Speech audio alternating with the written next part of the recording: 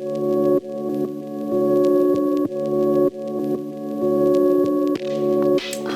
and welcome back to my channel. I'm Olshi. I'm a published manga artist, traditionally and self-published, and in today's video I will be comparing the traditional and the self-published routes for manga artists and maybe help you make a decision on what is the right path for you. I do have experience in both. I published 2 volumes of my manga series Another Me on my own, and after that I did publish Bad and Good Boy as a single volume manga with Carlsen Manga, the German publisher, and I also published a drawing book with the same publisher. And now I am going back to self-publishing with my short story Coffee and Death, which I will be releasing next month. And once I'm done with that, I will continue with Another Me. So these are my credentials. Before I dive into the pros and cons of both, I will just quickly explain how each works. Self-publishing is probably pretty much the same everywhere.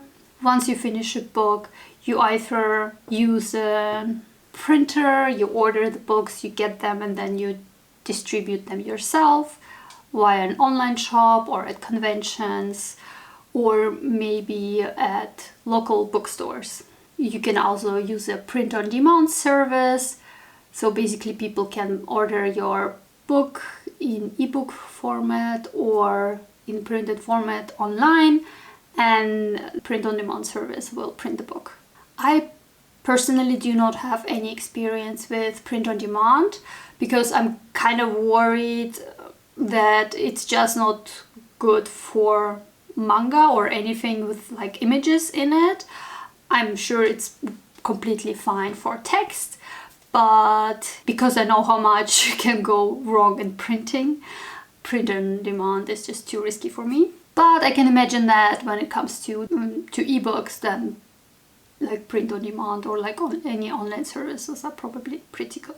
With traditional publishing, like a publisher buys the rights for your book and they distribute it. And here we encounter something that especially manga authors need to be aware of. Well, in literary publishing, basically like just books with text, most publishers do have lots of in-house productions. Basically, they acquire the books for you, then they work together with you on the book to make it ready for printing, and they publish it. And sometimes those publishers also acquire rights for already published books, like in foreign countries, and then they translate it. Basically, they buy the license. With manga, the publishers, like 90% of their business, and many smaller publishers, it's like 100% of their business is to buy licenses from Japan, maybe Korea, China, and so on. Basically, they buy licenses for books that already have been tested on another market. So they're not publishing completely new books where they work together with the authors. And this makes manga publishers less reliant on local artists. Not only is it more work for a publisher to work on an in-house production, it's also more expensive. So it is more risky for them to work on works that haven't been tested on another market yet.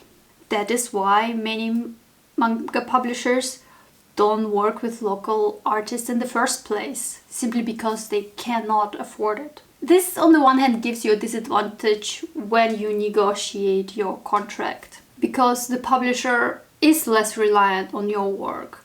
Like publishing any kind of local artist is usually just like a nice bonus or like a passion project for a publisher.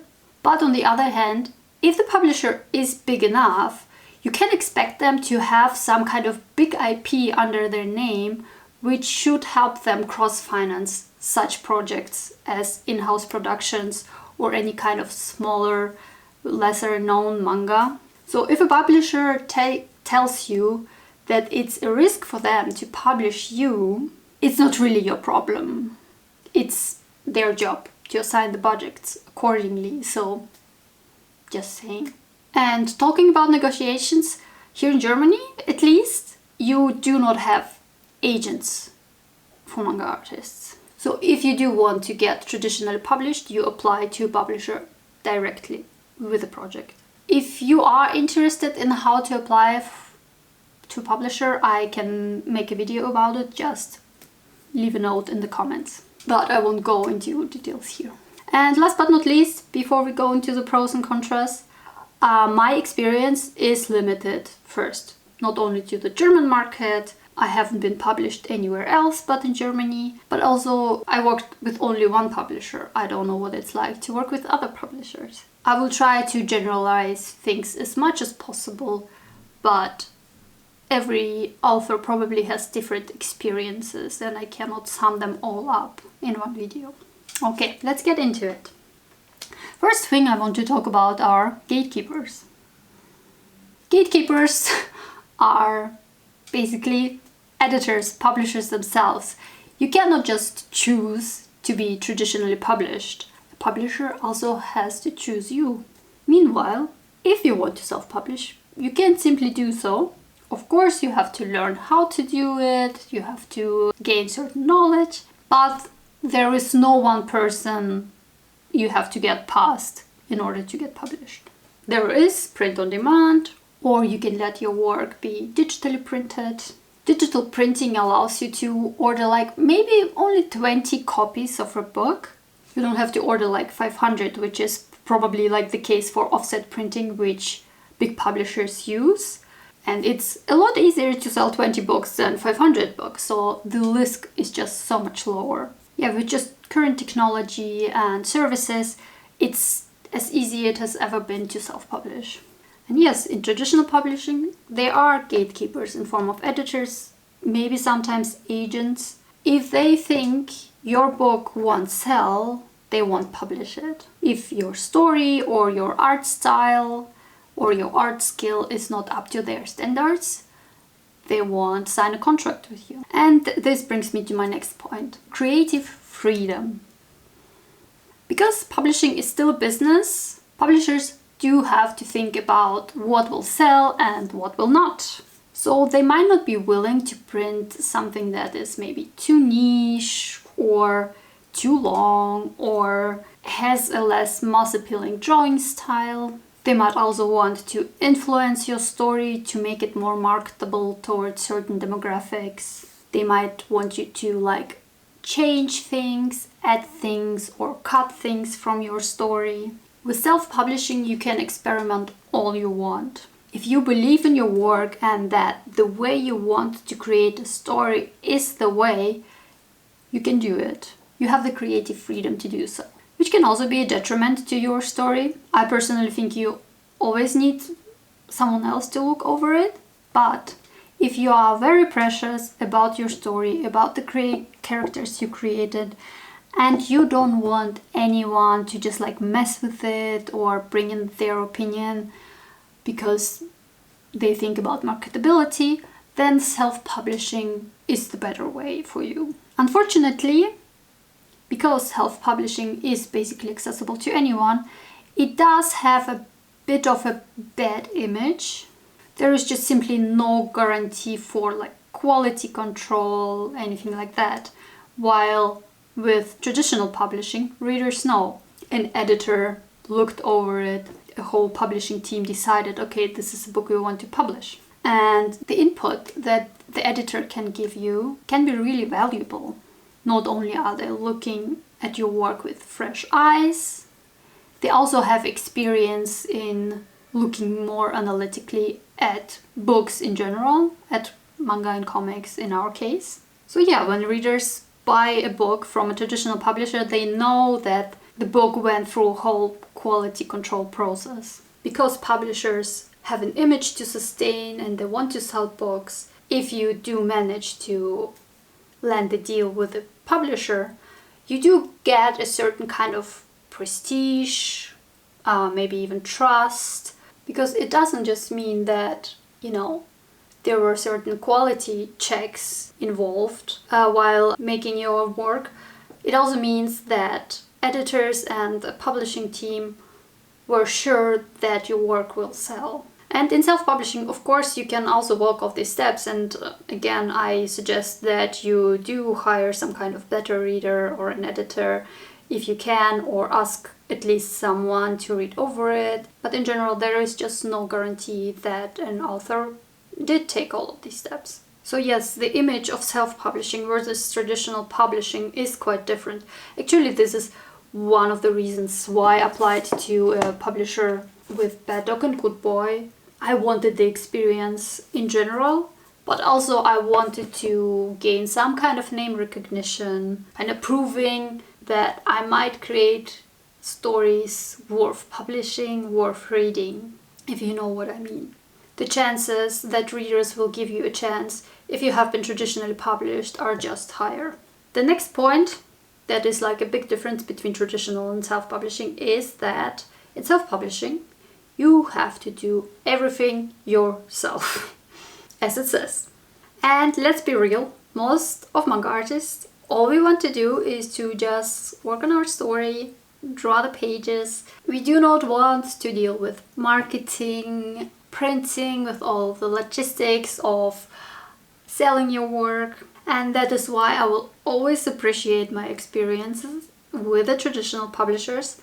Not only do they do these things for you, like marketing, printing, distributing, they are also so much better than you are, because you're just one person and you're first and foremost are an author, an artist, and they are experts in their own fields. Now that Coffee and Death has been in print for more than a month, because I keep messing up the printing files and I need to keep communicating with the printer. I really miss having someone do that for me, picking the paper, make sure the quality is right. How often things go wrong in printing is kind of crazy. Almost all of my friends who are self-publishing had bad experience with prints of their books.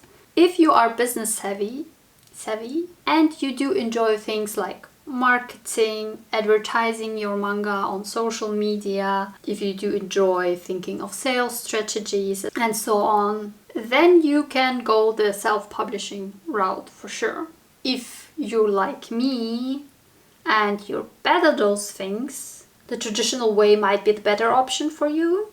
I still pick self-publishing and I will explain why in a bit, but I really miss those aspects of traditional publishing.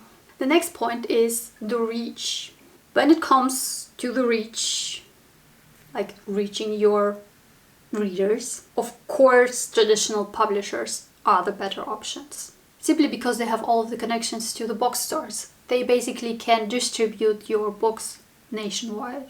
In self-publishing, you might sell your books in your online shop, in maybe some local indie bookstores, comic or manga stores. You can sell your books at conventions, and yeah, there is print on demand, but there is still simply a limit to how much one person can do. And just to give you some numbers, I'm almost sold out of the 4th edition of Another Me, Volume 1. Each edition had 60 books, plus I sold some misprints at a discount. So let's say I sold close to 240 books of Volume 1 of Another Me. It's less for Volume 2. It's just usually the case with manga series. First volume is the one mostly sold. And yeah, let's compare it to Bad Dog and Good Boy. I do not have the most recent sale numbers for basically how many copies were sold until end of 25, but in the first year of its publishing in 2023 it sold 3,500 copies. The difference is huge, and Bad Dog and Good Boy is no bestseller by any means, but to reach these kind of numbers with self-publishing is extremely difficult. Next, money. Let's answer the most important question. Which of the two will make you rich? None of them. Most authors, no matter if literary, manga, comics, they cannot live off their books. Only if you're super duper lucky and you really work your ass off, then there is like a slight chance that you can get to a point where you can live off publishing. And there are mangaka who can do that, traditionally and self-published ones, here in Germany as well. But they are the exception, not the rule. So in traditional publishing, you get an advance for your book. And if you reach a certain number of sales, eventually you might get royalties if the sales go really well. Plus, with traditional publishing, you won't have to pay for anything. The publisher pays for the print, the editing, the marketing, and the distribution. If you are interested in how you get paid as an author in traditional publishing, I might make a short video about it. So again, leave a comment. With self-publishing, you have to pay for things out of your own pocket. Of course, there is a printing cost, but you might also want to pay for a beta reader, which I did for Coffee and Death. For each pre-ordered copy of it, I also added a bookmark as a gift. So I have to pay for the materials of those. I have to plan for conventions and pay for the table there so I can sell my books there. I have to pay fees for an online shop. And while the percentage of the money that you keep from each sale of the book is like much higher than with traditional publishing, because the sales numbers are so different, self-publishers usually earn less. But if you do reach quite high sale numbers, you might actually end up earning more than a traditionally published author. But getting there is really not easy. I didn't earn much money with Bad Dog and Good Boy. I was actually shocked how little I got for it, because my research didn't prepare me for how little it's gonna be. But with Another Me on Coffee and Death, I still earn significantly less. So yeah, if money is an important point for you, maybe just don't publish manga. No, I mean, just to be real, like, traditional publishing is, in general, the more reliable option. I first wanted to talk about like the differences to closeness to readers in each ways, but actually, now that I think about it, if you're a small enough manga artist and if the publisher cares for you to meet your readers, you can meet your readers either way. Like with self-publishing, you often like meet your readers face to face, especially at conventions. When you sell your books, you can sign it straight away. But it's actually something that happens at signing sessions as well. So there isn't such a big difference really. So when connecting to your reader is important to you, I think both can work, but I think you still get a little bit closer to the reader in self-publishing, simply because, how do I put it? I sometimes do wish that my work would just be completely for itself, you know? Like, people don't buy my manga because they want to support me, but they buy it because they want to read it. And it's a little bit difficult to make that separation when you self-publish. Often it's just both. People do want to read your manga and they want to support you. But yeah, there is this big aspect of just you as the person and the author being connected to the work in self-publishing, because you have to get out there, you have to get the word out there. You don't have a marketing team helping you to advertise your work. Yeah, there is more connection to the reader because of that. And also probably like when you self-publish, you can just post your process. It's all fine, like you decide what you show and what you don't. You have to be careful when you work with the publisher, like sometimes you cannot talk about the work until an announcement, or you cannot show certain things. This is something that you have to communicate with your publisher. Like you might just end up working for months and months on your work without being able to share anything about it. And this is like a small downside to traditional publishing, I guess. And the last point that I want to talk about is time, and the reason why I stick to self-publishing for now. As I said before, if you publish traditionally, people do have certain expectations. With manga especially, you do kinda have to compete with Japanese manga authors. Readers expect a certain publishing frequency if it's a series that you're working on. Japanese authors usually work with assistants, so there is like a new volume of their series every so and so month, and readers don't usually like it if they have to wait too long for the next volume of a series to be published. And I get it. By the time that the next volume is released, you might have already forgotten important plot points from the previous volumes, and for the publisher's point of view, like, there is a chance that if readers have to wait for continuation of a series for too long, they will just lose interest in the story, or they will forget that it exists altogether. But unlike Japanese mangaka, we do not have assistants. And many of us have to have at least a part-time job in order to pay our bills, as the income from the books is next to nothing if you divide it by the months that you're working on it.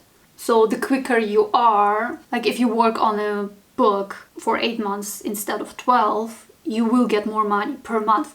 So there is more pressure to be faster. Meanwhile, in self-publishing, you also have to make sure that people don't forget that your story exists, but the stakes are much lower, and the readers who read self-published books usually know that it takes quite a while to finish a book. This is due to the communication, because you can simply explain why it takes longer to finish work. Readers might just be more patient or more understanding. I got burned out after publishing Bad Dog and Good Boy simply because I couldn't get over the fact of how much I had to work in order to reach my own expectations. Like my expectations of what it means to be a professional mangaka. Since I'm being published, I have to work fast, right? And if you add the fact that not only do you have to work this fast, but you also get paid like pretty bad, and you don't have a life anymore. I had like neither money nor time, and I basically lost faith that I can make it work. The circumstances just made it impossible to make it work. So despite all of the things that I liked about working with a traditional publisher, despite loving the lovely team over at Carlsen Manga, who were very kind to me, I decided that the healthier choice for me is to go the self-publishing route. Simply because I can work at a pace that works better for me. If I need breaks, I can take them. I am still poor, and in the end I do have less money, but I do have more time. I can take breaks without feeling bad about it. Like, if you do take breaks and you feel bad about it, it's not a healthy mindset to be in. I see all of my mangaka colleagues working in traditional publishing. They are such hardworking people, and I always thought I had to keep up. They are working so hard, why can't I do that? But not every mangaka thrives in that environment. Traditional publishing is not for everyone. Maybe I will return it, but only if the time is right, if I feel like I can keep up with the pace, and I'm just having fun with it. But right now, self-publishing is where I feel more comfortable, even though it's not ideal. But if you are someone who already spends just a lot of time drawing, and this is the thing that you want to do all of the time, then traditional publishing might work pretty well for you. Final words. Well, I hope this helped. Maybe it actually made things more difficult for you. If that's the case, I'm sorry. I just wanted to show that there is just no right answer. You have to decide for you what is more important for you, because neither way is will fit you ideally. Like, self-publishing has its own perks, traditional publishing has its own perks. And you can actually mix and match those two options. You can start with self-publishing, gain some experience, and then apply to a traditional publisher. Quite a few German-speaking authors did publish on their own first, either online, like webtoons, or in printed form. And then they got picked up by a traditional publisher. Also, like, if you did some self-publishing, it just proves, okay, you can finish your work. You do have some kind of self-discipline. You just look like a more reliable author to a traditional publisher. But there are also like comic artists who, after years of traditional publishing, decided to go independent because it did give them more creative freedom and they already had like a big enough following to be able to live off of it. To me, self-publishing is like a treasure trove because authors can experiment more and there are just less restrictions. And yeah, there are lots of works that might not be very well written or drawn, but every once in a while you encounter great manga or comics that are just as high quality as any traditionally published ones, maybe even better. And without mentioning any names, I experienced great authors who, when working with a publisher, suddenly created worse works than they did when they worked on their own. It's like they lost some kind of spark. But there are also mangaka who really benefit from having editors who can pull out like the best parts, the best aspects of their story and push them just towards creating more high quality work. With Bad Dog and Good Boy, I developed much higher standards for my drawing skills. Before, my priority number one was to just be finished with a chapter, with a story. But I couldn't get away with low quality drawings when I'm working with a publisher. So I learned a lot in the 40 months that I worked on this manga. So yeah, choose wisely, I guess. But also, no decision is final. Just make sure you always pay attention to your well-being, to what is important to you, what works for you. And that's it for the video. Thank you so much for watching. If you haven't subscribed to my channel, feel free to do so. Maybe hit the like button if you have anything to say. I read all of my comments, and a really special thank you goes out to my Ko-fi supporters who have been there throughout all of my tumultuous years with burnout, but also with self-publishing and just all of it. In my next video, I will be sharing the whole publishing process of Ko-fi in depth, basically like how I do self-publish this book. So if you are interested, stay tuned. It might even be maybe like a couple of videos because I don't want to make like a massive video that no one's gonna watch. So I might have to cut it up in parts.